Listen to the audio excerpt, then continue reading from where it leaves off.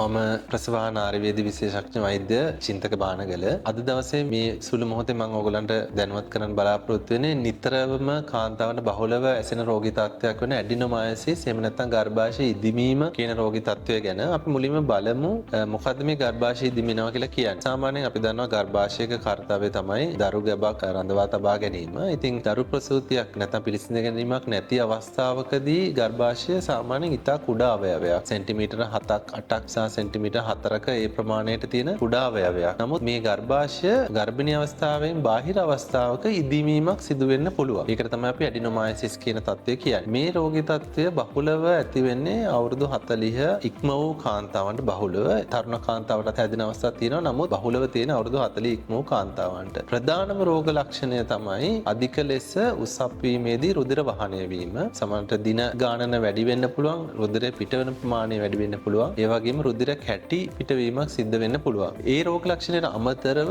ඔසප් වීමේදී ඔබට අධික වේදනාවක් දැනෙනවා වෙන්න පුළුවන්. ඉතින් මේ රෝග ලක්ෂණ දෙක ප්‍රධාන වශයෙන් තියෙනවා නම් ඔබට අවුරුදු 40 ඉක්ම වූ කාන්තාවක් නම් ඔබට ඇඩිනොමයසිස් තත්ත්වය රෝගී ලක්ෂණය තියෙනවා වෙන්න පුළුවන්. ඉතින් මේක අනවශ්‍ය බියක් ඇති කර ගැනීමට තරම්ම භයානක රෝගී තත්ත්වයක් නෙමෙයි. නමුත් මේකෙන් ඇතිවන අතුරු ප්‍රතිඵල තමයි කාලයක් තිස්සේ අධික ලෙස රුධිරය පිටවීම නිසා ඔබගේ හිමොග්ලොබින් තත්ත්වය අඩුවීම, ඒ නිසා ඇනීමියා තත්ත්වයක් ඇති වෙන්න පුළුවන්. ඒ වගේම අධික රුධිර වහනය නිසා ඔබට ඔබගේ සාමාන්‍ය දිනචර්යාවන් සිදු කර ගැනීමට අපහසුතාවයක් ඇති වෙන්න පුළුවන්. ඒ වගේම අධික වේදනාව නිසා ඔබ කාලයක් තිස්සේ වේදනා නාශක වලට හුරු වීමක් සිදු වෙන්නත් පුළුවන්. ඉතින් මේ වගේ තත්ත්වයන් නිසා ඇත්තටම බොහෝ කාන්තාවන් මේ නිසා අපහසුතාවයට පත් වෙනවා. Tamanට මෙම ඇඩිනොමයසිස් කියන රෝගී තත්ත්වය තියෙනවද නැද්ද කියලා හරියටම දැනගැනීමක් නැති නිසා මේ රෝගී තත්ත්වය ඇති වෙන්නේ ඇයි කියලා ගොඩක් කාන්තාවන් අහන ප්‍රශ්නයක් තමයි අපි මේක ස්කෑන් පරීක්ෂණයකින් දැනගත්තාම අතරම ගර්භාෂය අපි දන්නවා ගර්භාෂ බිත්තිය. ගර්භාෂයේ ප්‍රධාන අපිට කොටස් දෙකක් කියන්න පුළුවන්. පළවෙනි දේ තමයි ගර්භාෂයේ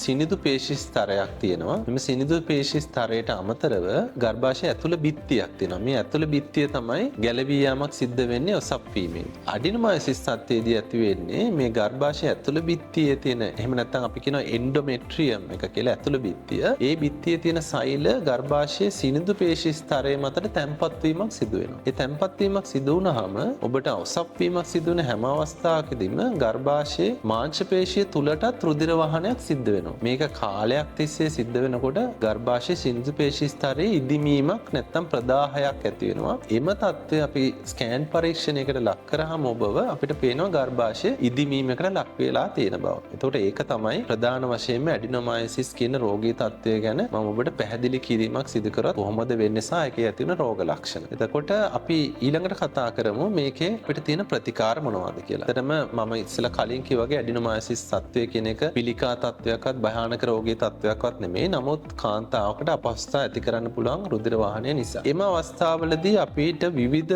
ප්‍රතිකාර ක්‍රම තියෙනවා. විශේෂයෙන්ම බෙහෙත් මාර්ගයෙන් ප්‍රතිකාර සහ ශල්‍ය කර්ම ආශ්‍රිත ප්‍රතිකාර. ඔබට බෙහෙත් මාර්ගයෙන් අපිට රුධිර වාහනය අඩු කිරීමට විවිධාකාරයේ ඖෂධ ලබා දෙන්න පුළුවන්. ඒවා සමහරලාට බොන පෙති මගින් සහ සමහර අවස්ථාවලදී එන්නත් මගින් එහෙම නැත්නම් ඉන්ජෙක්ෂන්ස් මගින් රුධිර වහනය අඩු කරන්න පුළුවන්. නමුත් ප්‍රධාන වශයෙන්ම අපි දැනගන්න ඕන කරුණක් තමයි ගර්භාෂයේ ඉදිමීම තත්ත්වය අපිට අනිත් පැත්ත හරවන්න එහෙම නැත්නම් නිට්ටාවට සුව කරන්න ප්‍රතිකාර නැහැ. ඊට අමතරව ඖෂධ විදිහට අලුත් ක්‍රම හඳුන්වලා දෙලා තියෙනවා. විශේෂයෙන්ම ගර්භාෂය ඇතුළට අපිට හෝමෝන සහිත ලූප් එකක් නැත්නම් පොඩි උපකරණයක් ඇතුල් කරන්න පුළුවන් ක්‍රම තියෙනවා. ඒ වගේ ප්‍රතිකාරයක් සමහර වෙලාවට ඔබට ගැළපෙනවා නම් වෛද්‍යවරයා නිර්දේශ කරොත් ඒ වගේ ප්‍රතිකාරයක් අවුරුදු 5ක් දක්වා කාලයක් තිස්සේ ඔබට ඖෂධය නිරන්තරයෙන් ලබා දෙමින් ඔබගේ රුධිර වහනය සහ වේදනාව අඩු කිරීමක් හැකියාවක් තියෙනවා. සමහර අවස්ථාවලදී මෙම ප්‍රතිකාර එහෙම නැත්නම් ඖෂධ ප්‍රතිකාර වලින් ඔබට නිසි සහනයක් නොලැබෙන අවස්ථා තියෙනවා. ඒ අවස්ථාවලදී ඔබට ශල්‍ය කර්මයකට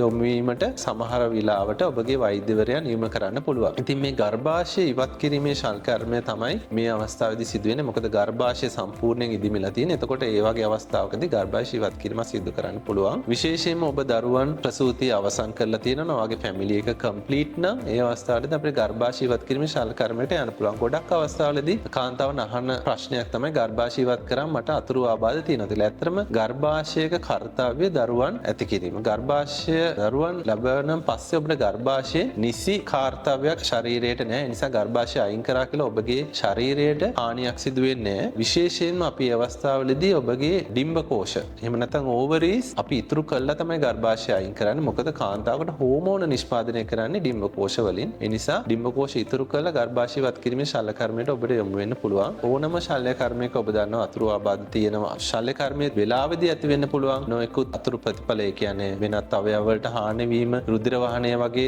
අතුරු ප්‍රතිඵල තියෙන්න පුළුවන්. ඉතින් ඒවා ඔබගේ වෛද්‍යවරයා සමග සාකච්ඡා කරලා ඔබට සුදුසු ප්‍රතිකාරයකට යොමු වෙන්න පුළුවන්. අවසාන වශයෙන් මට ඔබට දැනුම් දෙන්න තියෙන්නේ ඔබට තේරෙනවා නම් ක්‍රමක්‍රමයෙන් ඔබගේ ඔසප් චක්‍රය ක්‍රමයෙන් වැඩිවීමක් සිද්ධ වෙනවා, රුධිර වහනය වැඩි වෙනවා, ඔබට අධික වේදනාවක් දැනෙනවා නම් ඒ අවස්ථාවේදී ඔබට මේම රෝගී තත්ත්වය තියෙන්න පුළුවන්. ඉතින් ඔබට වෛද්‍යවරයෙක් හමු වෙලා විශේෂයෙන්ම ප්‍රසව හා නාරි වෛද්‍යවරයෙක් මුණ ගැහිලා ස්කෑන් පරීක්ෂණයක් කරගෙන මේ සම්බන්ධ දැනුවත් වීමක් සිද්ධ වෙන්න පුළුවන්. ඊට පස්සේ වෛද්‍යවරයෙක් සමග සාකච්ඡා කරලා ඔබගේ වයසට, ඔබගේ ඉදිරි අවශ්‍යතාවයන් මත සහ ඔබගේ වෙනත් රෝගී තත්ත්වයන් මත වෛද්‍යවරයෙක් එක්ක සාකච්ඡා කරලා මෙම විවිධ ප්‍රතිකාර ක්‍රම වලින් එකක් හෝ කීපයක් ඔබට තෝරගෙන ඒ සම්බන්ධ ප්‍රතිකාරයක් ලබා ගන්න පුළුවන්.